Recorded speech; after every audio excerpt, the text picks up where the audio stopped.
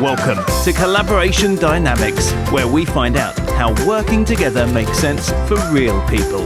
With Judy Rees, virtual collaboration consultant, best-selling author, and master of metaphor.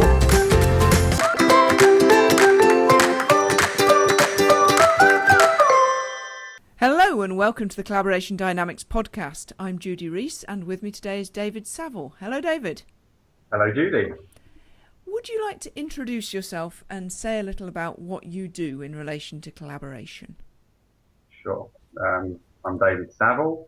After 17 years working in the same locations, the same people, having the same journey to work, I have created a life where I coach people in their lives and their businesses.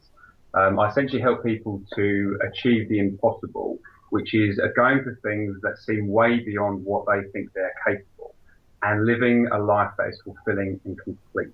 And that's what I love to do. Interestingly, the collaboration piece, when you mentioned that, for me, it didn't click. And I kind of had to think about it. I was thinking, I don't really collaborate. I've got a friend, Rosie Allen, who I do events with. We've got a Facebook page called Life Not As You Know It, and we run monthly events. So I collaborate with her. But that's on quite a small part of what I do compared to the rest of my life. But then I thought about it. If I remove the word collaboration, if I think of connection and co-creation, that's pretty much everything that I do. When I'm spending a one-on-one coaching, when I'm coaching groups, when I'm giving talks, everything is a co-creation. In fact, in my life with the people, my friends, my family, every moment of every day when I'm speaking to someone, it is a co-creation, or as you would call it, a collaboration in that moment. Mm-hmm. And so that's what I think of when it comes to collaboration. Mm-hmm. So let's use your word then. When you are co-creating at your best, you're like what? I'm like a dancer. I am taking a step towards and inviting them to dance with me. And if they take a step towards me, then we step onto that dance floor. And then as we're continuing to speak and connect, then we get to spin and create some magic on that floor. And what kind of dancer are you? Probably this is related to the fact I've been doing Sarok. In my mind, I'm thinking ballroom dancing is the way the metaphor fills with me, the flowing metaphor of that. Because also there's a gliding beauty in that too, when it's done at a very high level. So ballroom dancing and gliding beauty like that. And you're taking a step towards them. And is there anything else about that step? Well, it's a small step, and I extend a hand, and I invite them to take my hand. And if they don't take my hand, that's okay. Then there'll be someone else I'll invite to dance. And when they take your hand, what happens next? Well, then we feel a connection between us. There needs to be some kind of it's sort of a push-pull, where they're not sure and I'm not sure, and we're getting to know each other, and I pull them onto the dance floor, and then together we can create that flow. And what kind of dance floor is that dance floor? It's wooden, it's shiny, but it's like an old solid wood. It's been there a very, very long time, and it's beautiful. And it's a dance floor, it's old solid wood, it's been there a long time, and it's beautiful. And you and the other person are on the dance floor. Whereabouts on the dance floor? Well, we begin at the edge of the dance floor, and as we're taking steps towards each other, and as we're getting to know each other, as we're moving, we move to the centre, and when it's flowing at its best, we control the whole dance floor. And is there anything else about when it's flowing at its best like that? Yeah, there's an energy between us. It's like a spark between us, and the spark grows and flows. And the energy rises and between us, And you control the dance floor? Yeah, we own that dance floor. What kind of own like that? Like the kind of own when everyone in the room, in the audience, can just see what we're doing and they want to be part of it. Mm-hmm. It's the own where it's almost like creating a gravitational pull. And when people are drawn to us and flowing with us. Mm. What kind of people are drawn to you?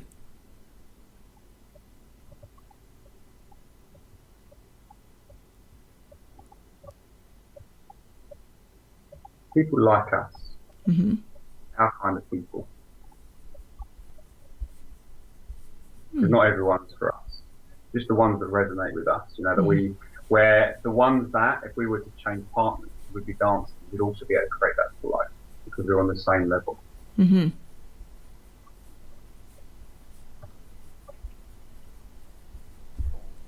So when it's like that and the energy rises between you and you own the dance floor and it's flowing like that, is there anything else about dancing like that? Yeah, there's eye contact. Mm-hmm. It's very important. There's eye contact, and we're smiling, and as we're moving, and our bodies are continually connected, even when we move apart.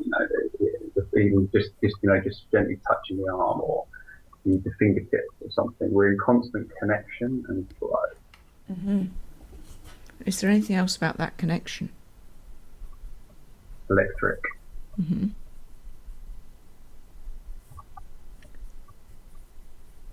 And breath comes to mind too, like it's deep flowing breath goes with that, and almost breathing in sync, actually. So that's what it's like when you're co-creating at your best. And what needs to happen for dancing like that?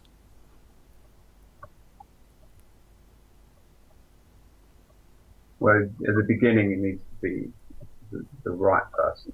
So it needs to be someone, my person. So that's the beginning. And they can't know that. So I have to keep making invitations to find those people.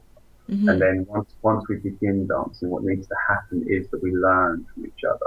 We're present with each other. In fact, for that dance, no one else exists and nothing else exists between us. It's just us and the dance. So no one else exists, it's just you and the dance floor, and that's it. Me, the other person, and the dance floor, yes.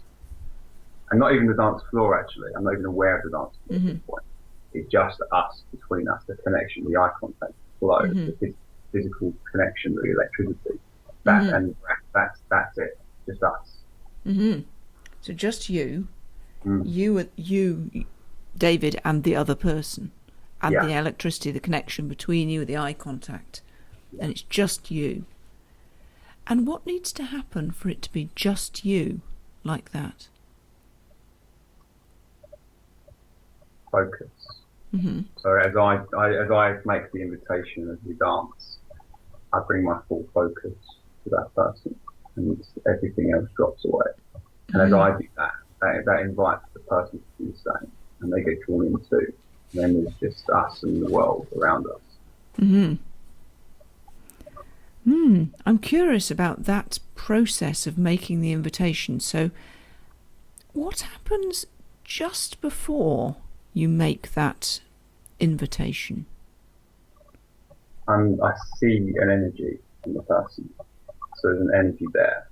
And it's a mixture of seeing and feeling. It's like I see, we connect. Well, the eye contact has to come first. Then as I reach out, before I reach out, actually, I can sense the energy. And if the energy feels like there's a potential spark there, then I'll walk over and reach my hand out. And then I'm continually looking for that connection from the beginning. It has to be there. And then we're kind of feeding into that connection as it builds and escalates. So it's the eye contact first, and then you're looking for that potential connection. Yeah, the eye contact and the feeling that comes with that. There has to be that flow, that good feeling. It's just to feel good, and if it feels good, then I take the step forward. Whereabouts does it feel good? In my chest, in my stomach, in my head, in my throat, in my eyes too. And then it actually, sort of thinking about it, it expands out into my body, into the very fingertips that I reach out with. So that feel good just expands out. It's your chest and your stomach and your head and your eyes and all of that, and it expands out. Yeah, it's like as I breathe in, it expands out into my entire being. And that happens just after the eye contact and just before you reach out your hand. Yes, it does. I'm just thinking. So the eye contact happens. Feel good happens. I breathe, then it expands. I reach out. Yeah. What happens just before the eye contact?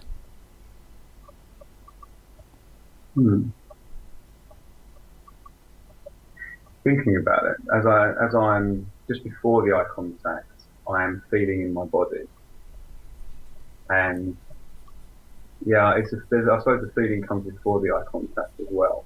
It's like as I'm maybe drawn to someone in that way, and it's like, essentially, it's like I'm walking through the world always with that feeling and looking for whether the feeling is good or not. And if it's not good, then I will move on. And if it's good, then I will invite and see. And if I'm inviting and seeing and it feels bad again, then I draw the hand and move on to find someone else who it feels good with. So you're walking through the world always with that feeling and checking whether it feels good. Yeah. Because there's only a certain number, amount of people in the world who my people, right? So I'm continually feeling for those people only. And is there anything else about those people where it feels good? I suppose I'm curious about, how do you know where to make the eye contact? I suppose I'm talking myself. I'm talking a bit uncleanly about, well, how would I do that if I was? So what lets you know? Is it literally just the feeling just before the eye contact that lets you know that's a person to make eye contact with? Sometimes yes, and sometimes no. Sometimes it's not about. Sometimes I just make the eye contact, and that can be the spark that decides. It varies actually. That bit. Sometimes I just look, and the eye contact is the beginning, and sometimes the feeling is there before the eye contact. It's but either way, that feeling is everything. In every communication, every exchange, that feeling is it.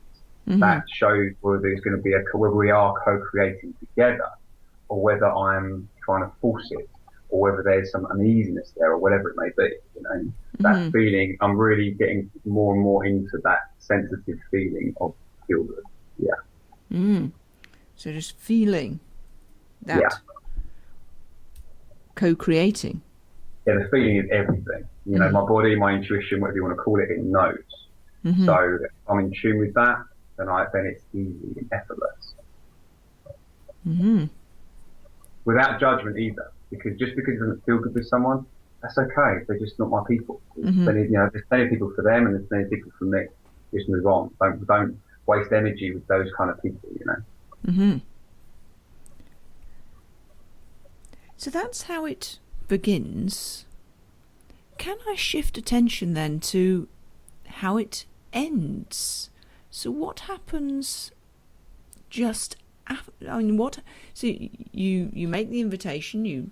They take your hand. You're on the dance floor, and then when you're dancing, there's just you and them, and the energy between, the connection between. What happens at the end? It's funny because there is no end. If we're dancing on that dance floor, and it's flowing that way. There is no end. There might be other people that join the dance, and we're dancing together, and we change partners, but the connection remains. And it's like we become. I mean, if you imagine it in terms of like Strictly Come Dancing or something, you've got like multiple partners, and they're all dancing together and exchanging partners and connecting. And it's like a whole, and it just expands and expands and expands without limit and without stopping. That's the beauty of it. Once you get that connection, it doesn't ever end. So there's multiple partners, and you're just changing partners, and it expands and expands and expands. And that's where the other people are drawn to you. Yeah, well, the other people are drawn from the beginning. You know, once the two of us are in the dance floor, owning that dance floor, and then the others are drawn in, and then we share connections, and it spirals out, and it's like the whole fucking world becomes a dance. Oh, excuse me, the whole world becomes a dance floor, and a never-ending musical dance. And the connection remains between you and the original partner. Yes. And what happens to the connection with the new partners? It sparks and it flows. And the connection remains, and the connection grows and spirals between us too. And then, because this is the beautiful thing, because then we're connected, and so I might introduce them to the person I was dancing with before, and then they dance together. You know, and then it continually grows and spiral out. And then also something incredible happens too, because even if I'm dancing with different people and they're all my people, it doesn't mean they're each other's people either. But what it might mean is that we've got different sections of the dance floor where we've got people who are their people dancing together, and I mingle and go between them. And for me, they're all my people, and I'm dancing, and it's flowing and it's spiraling and it's beautiful. But they may not resonate with each other, and that's okay too. We are able to connect and co-create in that space still in a very beautiful way.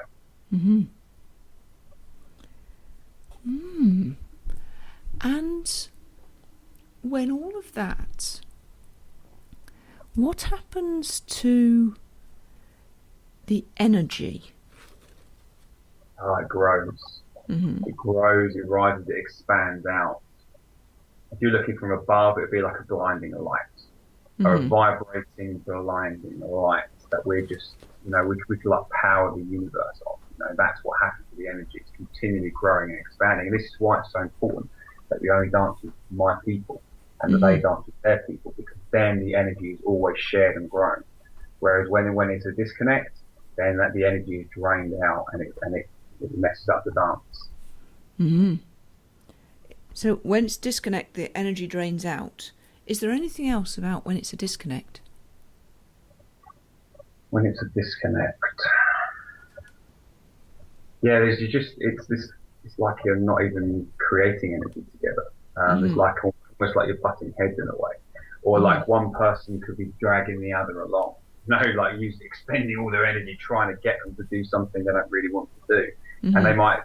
And this is when the head gets in the way, which is why the feel is so important. Because the head's saying, no, rationally this should work, but the actual body's saying, no, it isn't right. And if you listen to the body, then there is no disconnect. If there's a disconnect, you just move on. Whereas actually, when you listen to the head too much, that's when the disconnect becomes, and like I say, it just drains energy, and it's like, and it makes it harder to connect with others too, because then you build up a pattern of disconnecting. So yes, brings it back to the feel good.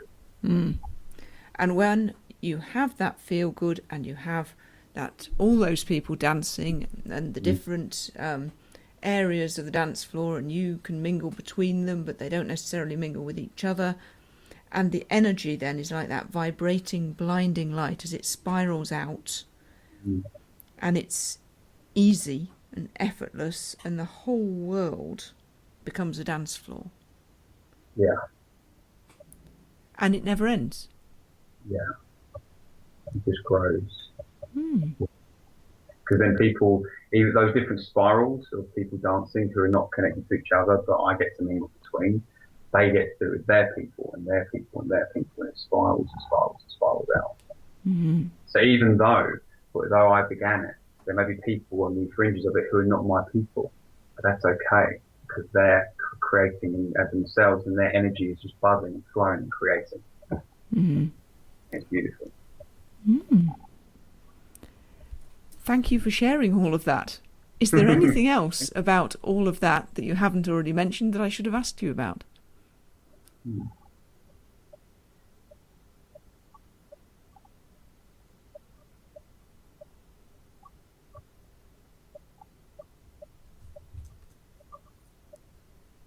I think the main thing for me is just not having a problem with it not working. You know, just being really, obviously there may be people that you can't dance with, and that's okay. And they can't dance with you, and that's okay. It's just being okay with that not happening, as opposed to then that being a problem, and which can affect the dance of other people. So yeah, just let you know it's okay. And to listen to your body feeling, that intuition. Grand. Now, I'm curious, did you know all of that before we started talking? No. I mean, the thing I knew is the energy, the feeling, you know, because that's what I've come to. You know, it's about the feeling when you're with someone. But I hadn't expanded it into any kind of metaphor like that, no. Definitely not. And what difference does knowing all that make? It's awesome. It's more exciting, actually. And it actually expands on what I already know, which makes it make a lot more sense as to why that's so important. I share this stuff all the time. You know, I do a talk on deep connections and how to connect deeply and find your people. And that is just a beautiful metaphor that I can now bring into that to actually make more sense to other people too. So thank you for that. It's been actually a really great ride. I shall look forward to hearing that talk sometime. So, you've mentioned that you do coaching, you do talks, you have this group with your colleague. If people want to contact you, who should contact you and how can they find you? Well, what I'm loving at the moment is working with small business owners, entrepreneurs particularly, on how to create a more successful business based on integrity. So, I work with people on making more money, but it has to be built on the life that they love most. So it's creating a life and building a beautiful business around that life. People who may be already successful, but are plateauing or are not dissatisfied with their full life, but they're doing stuff they don't really want to be doing, I help them make that beautiful and fulfilling. Those are the real kind of people I want to work with more and more. And to connect with me, Facebook's beautiful. I share everything on there, probably too much, about my personal life, about my dancing, gymnastics that I'm doing, and also sharing insights on selling, on how to live with integrity, and just stuff that makes a difference to people. So Facebook's awesome to do that. My website is davidsaville.co.uk. It doesn't look pretty, but I still share things in there that can make a difference, and you can get an insight into the coaching relationship. You know, the power of that, because it's the most profound experience it is. And again, this is why finding your coach for you is the most important, because when it resonates, what you can create from that space is incredible.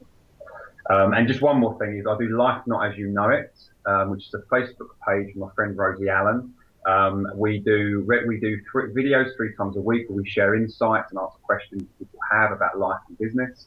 And we run monthly events where we get people to do crazy stuff in London, like social challenges, combined with some secret event that we have.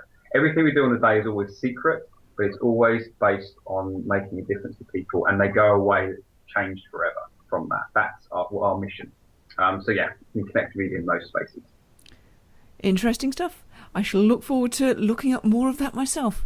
Thank you very much indeed for being part of the podcast, and glad you enjoyed it. I did. Thank you so much for inviting me. It's been a lot of fun. You've been listening to Collaboration Dynamics with Judy Rees. Ask your questions and leave your comments at judyrees.co.uk.